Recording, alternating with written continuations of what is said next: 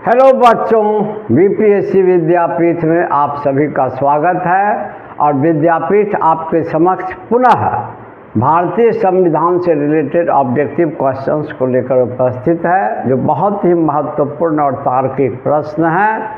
और अभी से पहले शुरुआती टॉपिक्स में, जिसमें शासन की प्रणाली, मूल अधिकार, मूल कर्तव्य, नीति निर्देशक तत्वों की चर्चा की गई। और आज इससे संबंधित लास्ट वीडियो हम लोग जारी करेंगे, जहां कुछ प्रमुख सवाल की चर्चा करेंगे।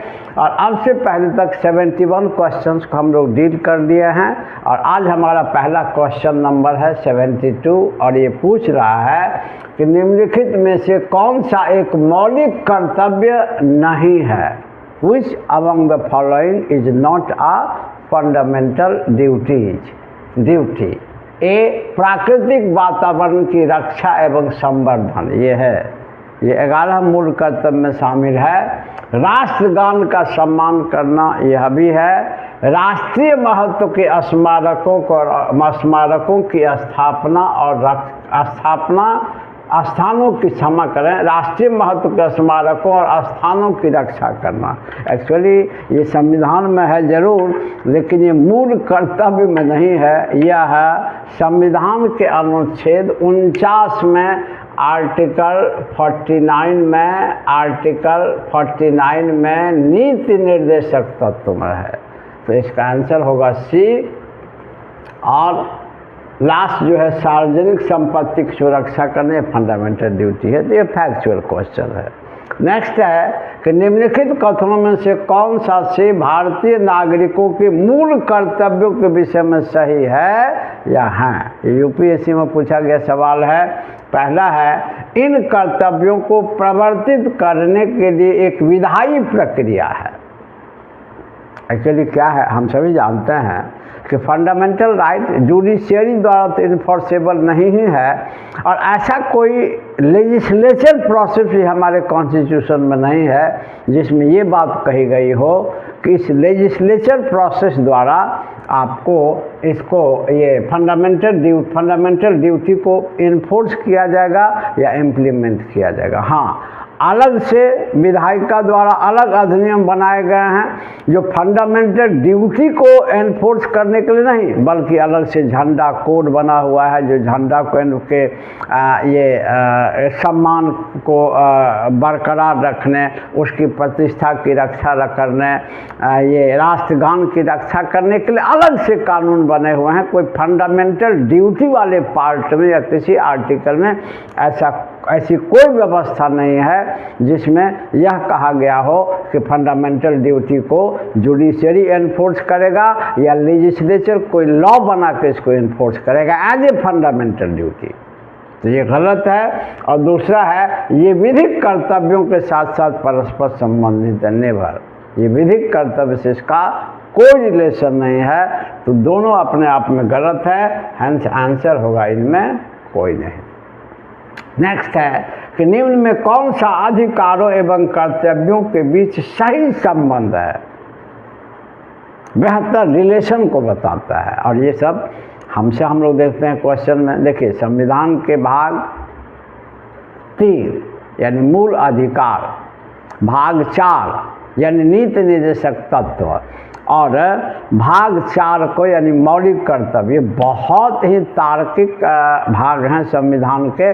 और इन तीनों के बीच इंटर रिलेशन को बराबर पूछे जाते रहते हैं, और जो बड़ा तार्किक प्रश्न बनता है। ये भी यूपीएससी का पूछा हुआ सवाल है। और ये पूछ रहा है, निम्नांकित में कौन सा अधिकारों एवं कर्तव्यों के बीच सही संबंध है। पहला है, अधिकार कर्तव्यों के साथ सह संबंधित है, बिल्कुल कोरिलेटेड है। अधिकार और कर्तव्य, देखिए, कहा जाता है कि वही नागरिक अपने अधिकार का सही ढंग से उपभोग कर सकता है जिनमें कर्तव्य पालन का दायित्व हो। यही कारण है कि आगे चल के मूल संविधान में एक भी मूल कर्तव्य नहीं, तो हम लोग पढ़ चुके हैं, लेकिन आगे चल के क्यों मूल कर्तव्य को जोड़ने की आवश्यकता महसूस की गई, क्योंकि महसूस किया गया कि अधिकारों का उपभोग नागरिक सही ढंग से तभी कर सकता है जब उसमें कुछ दायित्व बोध हो, अपने कर्तव्यों का बोध हो, और ऐसा हमारे संविधान में है नहीं। तो फाइनली हम लोगों ने पढ़ा कि भाई 42nd अमेंडमेंट सरदार स्वर्ण सिंह समिति के रिकमेंडेशन पर जोड़ा गया। तो दोनों कोरिलेटेड है, दोनों एक दूसरे का सहयोगी है। इसके बाद ये सही है। और अधिकार व्यक्तिगत है, अतः समाज और कर्तव्य से स्वतंत्र कभी नहीं। अधिकार अगर सही ढंग से उपयोग कीजिएगा तो समाज का विकास होगा। अधिकार का सही ढंग से अगर आप उपयोग कीजिएगा और कर्तव्य का अनुपालन कीजिएगा तभी न समाज का सही ढंग से विकास होगा। अधिकार के रहते हुए ही एक नागरिक एक अच्छे सामाजिक प्राणी या देश के नागरिक के रूप में विकसित होगा, तो समाज भी विकसित होगा, समाज भी आगे बढ़ेगा। तो नागरिकों के कर्तव्य और अधिकार दोनों ऑलवेज समाज के विकास से रिलेट करते हैं, इसलिए गलत है। आगे कहता है नागरिकों के व्यक्तिगत विकास के लिए अधिकार ना कि कर्तव्य महत्वपूर्ण है, कभी नहीं। नागरिक तभी बेहतर विकास कर सकता है जब अधिकार तो हो ही, साथ साथ उसमें कर्तव्य बोध हो। यही सोच के हमारे संविधान में कर्तव्य को जोड़ा गया, तो ये भी गलत है। और राज्य का स्थायित्व के लिए कर्तव्य न कि अधिकार जरूरी है। अरे अरे अरे, राज्य के स्थायित्व के लिए अधिकार तो बहुत ही ज़रूरी है। स्टेट तभी स्टेबल रह सकता है जब नागरिक को बहुत सारा अधिकार हो और नागरिक अपने अधिकार का उपयोग करके अपने आप को आगे बढ़ाए, तो राज्य आगे बढ़ेगा। राज्य में अस्थायित्व होगा, नहीं तो नागरिक को विद्रोह कर देगा राज्य के विरुद्ध। ब्रिटिश पीरियड में क्या था कि ब्रिटिश पीरियड में सिटीजन्स को या इंडियंस को कोई राइट नहीं था, मनमाने ढंग से वो राइट देते थे और छीन लेते थे। तो अगेंस्ट में रिवोल्ट हो गया कि नहीं हो गया। तो स्टेट के स्टेबिलिटी के लिए, राज्य के स्टेबिलिटी के लिए, राज्य के विकास के लिए, अस्थायी विकास के लिए अधिकार तो बहुत ही ज़रूरी है और कर्तव्य भी ज़रूरी है। इसीलिए इसका आंसर ए होगा। नेक्स्ट है, निम्नलिखित कथनों पर विचार कीजिए। 1. भारत की संसद किसी कानून विशेष को भारत के संविधान की 9वीं अनुसूची में, यहाँ तक फंडामेंटल ड्यूटी कंप्लीट हो गया। और 9वीं अनुसूची एक समय में मूल अधिकार का अपवाद था, तो आगे चल के अभी अपवाद तो नहीं रहा। तो इसी से रिलेटेड क्वेश्चन है दो, जिसको हम लोग डील करते हैं कि निम्नलिखित कथनों पर विचार कीजिए। भारत की संसद किसी कानून विशेष को भारत के संविधान की 9वीं अनुसूची में डाल सकती है। ये सही है, संसद कानून बनाकर 9वीं अनुसूची में डाल सकती है। और अब पढ़ते हैं कि 9वीं अनुसूची में मुख्य रूप से भूमि सुधार से संबंधित कानून को डाले गए थे जो भारतीय संसद ने बनाया था।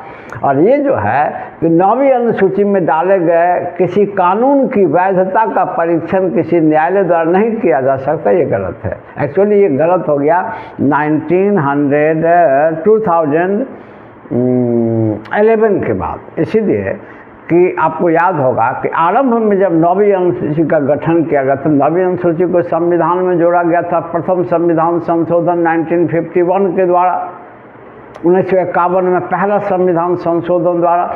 और उस समय में यह व्यवस्था जरूर रखी गई थी कि 9वीं अनुसूची में जो भी विषय डाले जाएंगे वो न्यायालय के वाद सीमा से बाहर होगा, यानी इसमें न्यायालय में कोई केस मुकदमा नहीं होगा, न्यायालय इसमें हस्तक्षेप नहीं कर सकता। लेकिन जैसा कि हम सभी जानते हैं कि आगे चल के ये इसका दुरुपयोग होने लगा और बहुत सारे ऐसे भी कानून डाले जाने लगे जो सरकार के व्यक्तिगत स्वार्थ और उद्देश्य को पूरा करने से संबंधित था। सरकार के व्यक्तिगत स्वार्थ और उद्देश्य को पूरा करने से संबंधित था। तो हम लोग को याद है कि बाद में जब सरकार इसका दुरुपयोग करने लगी, केंद्र की सरकार भी, राज्य की सरकार भी, तो आगे चल के सुप्रीम कोर्ट में जनहित याचिका के तहत वाद आया कि क्या अभी 9वीं अनुसूची में डाले गए विषय न्यायालय में वाद योग्य नहीं होंगे। तो लंबी सुनवाई के बाद सुप्रीम कोर्ट ने ऐतिहासिक फैसला दिया और कहा कि 9वीं अनुसूची में डाले गए विषय वाद योग्य होंगे। और 1974 से या 73 से ही इस पर केस मुकदमा होना आरंभ हो गया था। तो 1974 से जो भी कानून डाले गए हैं सभी की न्यायालय समीक्षा करेगा। और वर्तमान में 9वीं अनुसूची में डाले गए विषय न्यायालय में वाद योग्य हैं। अतः अब ये स्टेटमेंट गलत है। और पहले जब तक 9वीं अनुसूची में डाले गए विषय पर न्यायालय हस्तक्षेप नहीं कर सकता था तब तक यह स्टेटमेंट सही था। तो प्रेजेंट कंडीशन में ये सही है कि 9वीं अनुसूची में संसद कानून बना के डाल सकती है, लेकिन अब ये नहीं होगा कि 9वीं अनुसूची में डाले गए विषय न्यायालय में वाद योग्य नहीं होंगे। तो तो ये गलत है और ये सही है। कहता है उपयुक्त कथनों में से कौन सा से सही है या है, तो केवल पहला सही है। नेक्स्ट क्वेश्चन है कि किस प्रधानमंत्री के कार्यकाल के दौरान भारत के संविधान में 9वीं अनुसूची को पूरा स्थापित किया गया था, उन्हें जोड़ा गया था। हम सभी जानते हैं कि हमारे मूल संविधान में 8 ही अनुसूचियाँ थी और 9वीं अनुसूची को प्रथम संविधान संशोधन 1951 के द्वारा ऐड किया गया और इस काल में निश्चित रूप से प्रधानमंत्री हमारे जवाहरलाल नेहरू थे, इसलिए आंसर होगा जवाहरलाल नेहरू। और लास्ट क्वेश्चन है कि भारतीय संविधान ने सहायक एकात्मक विशिष्टताओं के साथ एक संघीय राज्य की बजाय संघीय सहायक विशिष्टताओं के साथ एक एकात्मक राज्य की स्थापना की। यह कथन किसका है? एक्चुअली क्या है ये? एक्चुअली आप सभी जानते हैं, हम लोग पढ़े भी हैं कि बराबर विवाद का विषय है कि भारतीय संघ का स्वरूप क्या है। तो भारतीय संघ का स्वरूप मिश्रित है, यह एकात्मक और संघात्मक का समन्वय है। तो कॉमन जब क्वेश्चन पूछे जाते हैं भारतीय संघ का स्वरूप, तो वहाँ तो हम लोग बना देते हैं क्वेश्चन कि एकात्मक और संघात्मक का समन्वय है, लेकिन जब यह पूछा जाता है कि एकात्मक ज़्यादा प्रबल है या संघात्मक ज़्यादा प्रबल है, तो हम लोग देखते हैं कि एकात्मक व्यवस्था ज़्यादा प्रबल है दैन दैट ऑफ संघात्मक। फेडरल के कंपैरिजन में यूनिटरी ज़्यादा प्रबल है।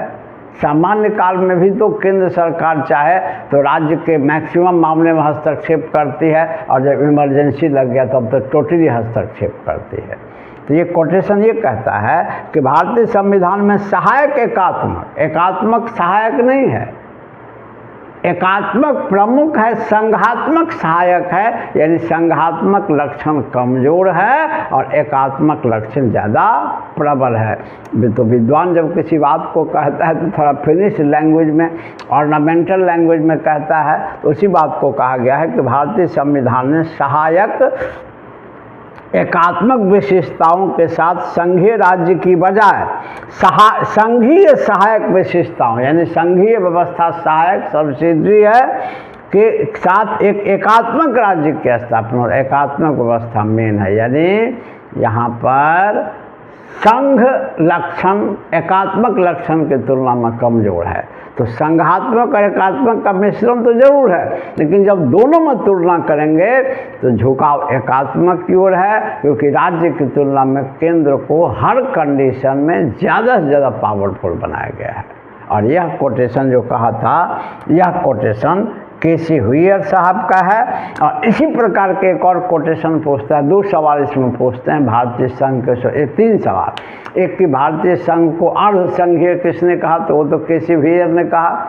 ये कोटेशन जिसमें यह स्पष्ट हो रहा है कि एकात्मक ज़्यादा प्रबल है, संघात्मक उसकी तुलना में कम प्रबल है, ये कहा है केसी हुइयर। ये भी केसी हुइयर नहीं कहा है और केसी हुइयर नहीं अर्ध संघीय भी कहा है। और इसी से एक और क्वेश्चन रहता है कि केंद्रीय प्रवृत्ति अभिमुख संघ, यानी संघ तो है लेकिन केंद्रीय प्रवृत्ति यानी सेंट्रलाइज टेंडेंसी या यूनिटरी पावर की ओर ज़्यादा झुकाव है। तो जब इस नाम से पूछता है, 3 सवाल आते हैं। सीधे पूछा अर्ध संघीय किसने कहा, तो केसी हुइयर। उसी बात को घुमा करके कि संघीय ज़्यादा प्रबल है, एकात्मक ज़्यादा प्रबल है, संघीय कमज़ोर है, केसी हुइयर, ये कोटेशन। और जब ये पूछे कि केंद्रीय प्रवृत्ति अभिमुख संघ, तो आइवर जेनिंग्स। चलिए बच्चा लोग, एक बड़ा ही तार्किक पोर्शन हमारा कॉन्स्टिट्यूशन में कंप्लीट हुआ कई वीडियोज़ के तहत। मेरा विश्वास है कि अब इनसे रिलेटेड क्वेश्चंस आपके बनेंगे ही बनेंगे, केवल गौर से आप इनको देखें एनालिसिस को, तो निश्चित रूप से बनेंगे। और वीडियो अगर आपको अच्छा लगता हो, विद्यापीठ का कंटेंट अच्छा लगता हो, तो चैनल को सब्सक्राइब करें, लाइक एंड शेयर करें वीडियोज़ को।